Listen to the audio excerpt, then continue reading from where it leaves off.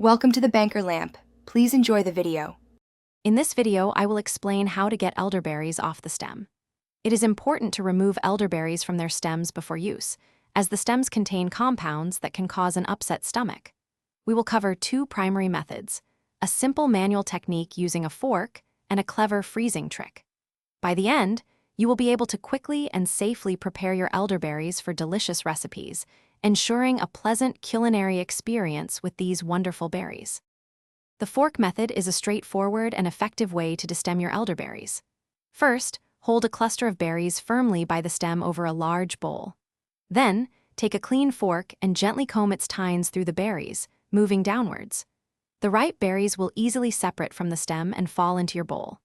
This technique works best with fresh, firm berries and can process a significant amount in just a few minutes, making it a popular choice for many. For larger batches, the freezing method is incredibly efficient. Simply place your entire elderberry clusters, stems and all, into a freezer-safe bag or container. Freeze them for at least 30 minutes or until the berries are firm and solid.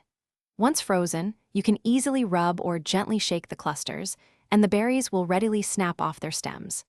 This technique minimizes mess and significantly speeds up the destemming process, saving you valuable time and effort. Here are a few important tips for handling elderberries. First, consider wearing gloves, as the juice can easily stain your hands and clothing. After destemming, always take a moment to inspect your berries and remove any small stem fragments that might remain. Most importantly, remember that elderberries must always be cooked thoroughly before consumption. Raw elderberries contain compounds that can cause digestive upset, so cooking them ensures they are safe and delicious to enjoy in your recipes.